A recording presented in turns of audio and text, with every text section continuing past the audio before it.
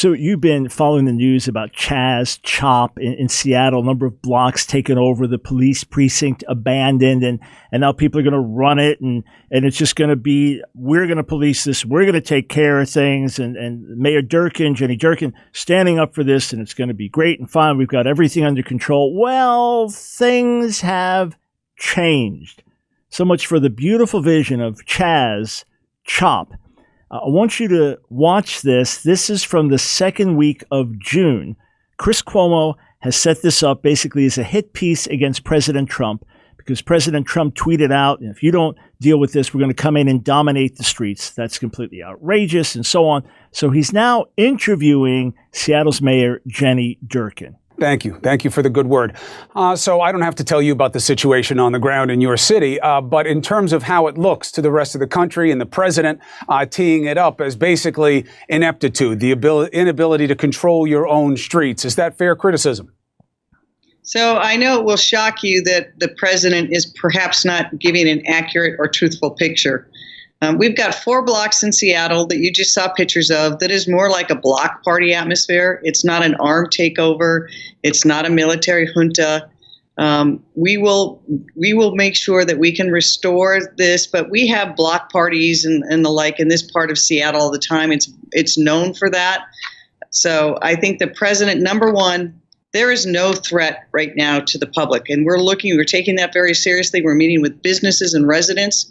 But what the president threatened is illegal and unconstitutional. So what the president's saying, that's the bad part. We'll put that aside. But hey, it's just like a block party atmosphere. In her own words in this interview, this could be a summer of love. Oh, yeah. Well, then Chaz, the autonomous zone, got changed to CHOP. And one of the rallies, there's a guy with a bullhorn talking about French Revolution and guillotine and what are people going to get if we don't get what we want. CHOP, as in off with their heads. And then some shootings, and who gets killed? Young black males killed, wounded in the midst of this. Oh, things not as nice as they seem. And Chris Cuomo pushes back with this question. The other counter by the president and many people on the right will be, well, of course, Durkin has a D after her name. She's going to be okay with this because these are her people.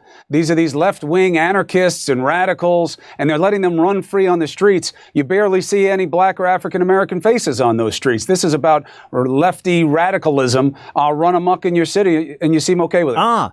And of course, no, it's not lefty radicalism, no such thing. And of course, interestingly, as you watch the faces, so many of them are young whites that are kind of leading the way and with a message of social anarchy. And then, of course, the Black Lives Matter organization, not the message that Black Lives Matter, which they do, but the organization, Marxist trained with Marxist goals. And that's what's going on. And then the last Sunday of June, the protesters actually march into the mayor's neighborhood. No one knows how they got her address. Now it's getting a little close to home.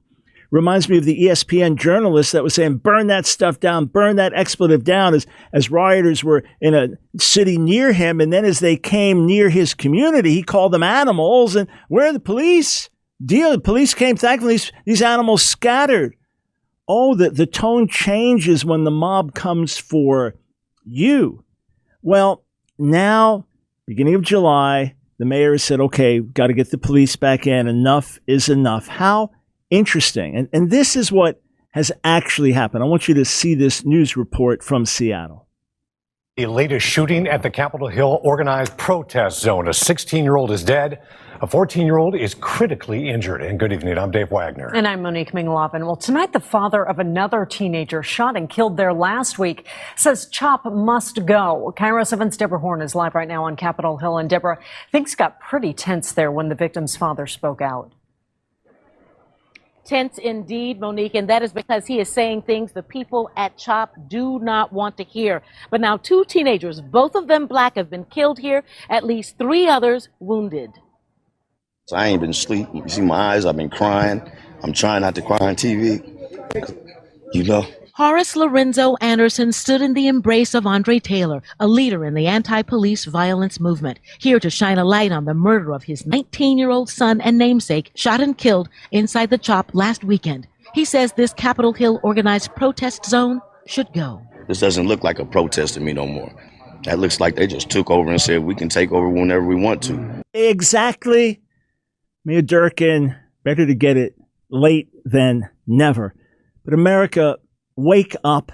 It's one thing to stand against police brutality. It's one thing to stand against racism. It's one thing to look at areas in our society that need to change. It's another thing to let the spirit of chaos, anarchy, and lawlessness loose in your own city and to think it's going to be a summer of love like a block party atmosphere.